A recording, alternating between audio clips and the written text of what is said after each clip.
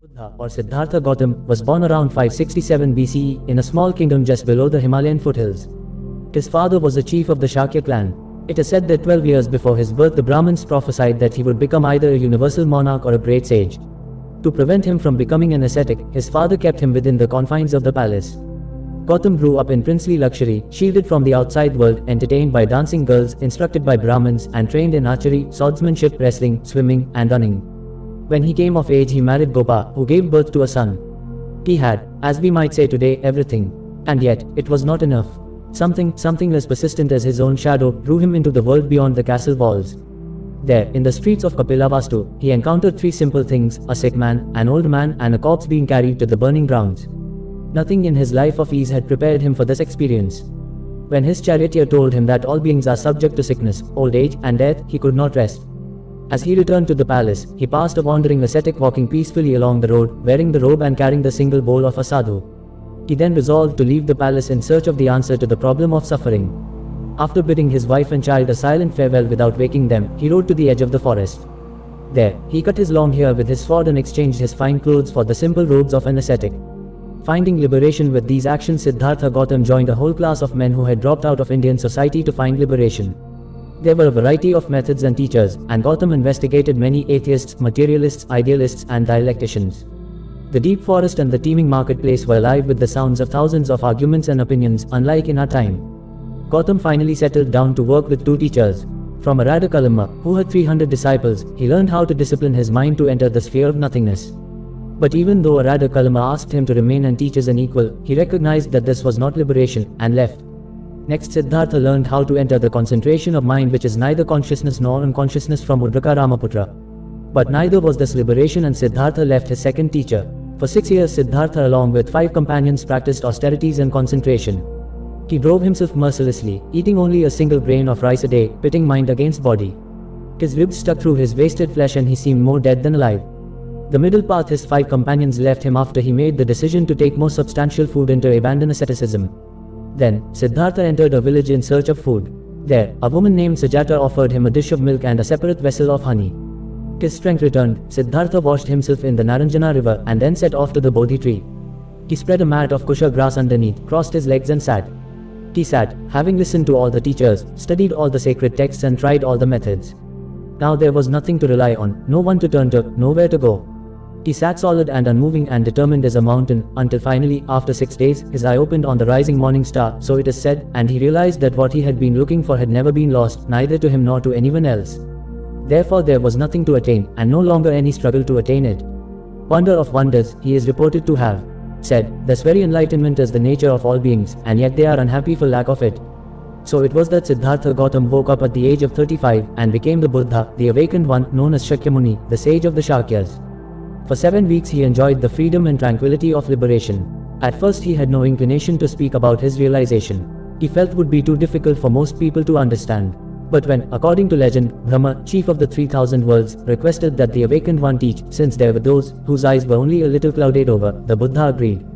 The first noble truth, Shakyamuni's 2 former teachers, Udraka and Radhakalama, had both died only a few days earlier, and so he sought the 5 ascetics who had left him. When they saw him approaching the deer park in Banaras, they decided to ignore him, since he had broken his vows. Yet they found something so radiant about his presence that they rose, prepared a seat, bathed his feet and listened as the Buddha turned the wheel of the Dharma, the teachings, for the first time. Related, what are the 4 noble truths? The first noble truth of the Buddha stated that all life, all existence, is characterized by dukkha. The Sanskrit word meaning suffering, pain, unsatisfactoriness. Even moments of happiness have a way of turning into pain when we hold on to them, or, once they have passed into memory, they twist the present as the mind makes an inevitable, hopeless attempt to recreate the past. The teaching of the Buddha is based on direct insight into the nature of existence.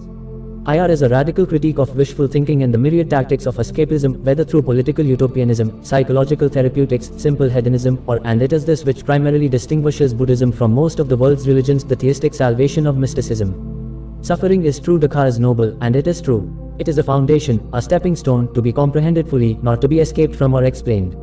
The experience of dukkha, of the working of one's mind, leads to the second noble truth, the origin of suffering, traditionally described as craving, thirsting for pleasure, but also and more fundamentally a thirst for continued existence, as well as non-existence.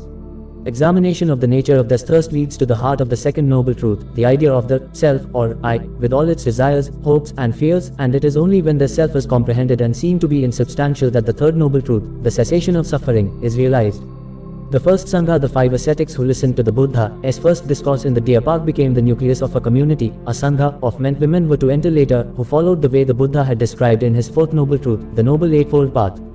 These bhikshus, or monks, lived simply, owning a bowl, a robe, a needle, a water strainer, and a razor, since they shaved their heads as a sign of having left home. They traveled around northeastern India, practicing meditation alone or in small groups, begging for their meals. Related, the Noble Eightfold Path, the Buddha's teaching, however, was not only for the monastic community. Shakyamuni had instructed them to bring it to all, go ye, O bhikshus, for the gain of the many, the welfare of the many, in compassion for the world, for the good, for the gain, for the welfare of gods and men.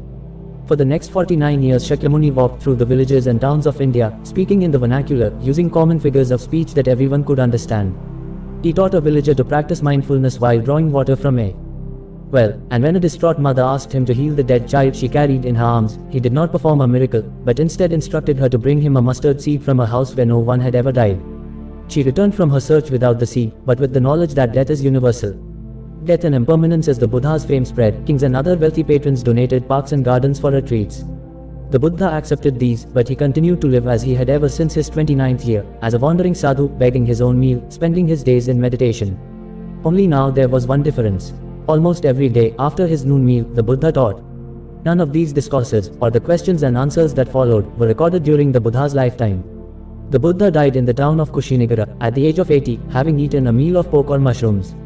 Some of the assembled monks were despondent, but the Buddha, lying on his side, with his head resting on his right hand, reminded them that everything is impermanent, and advised them to take refuge in themselves and the Dharma, the teaching. He asked for questions a last time.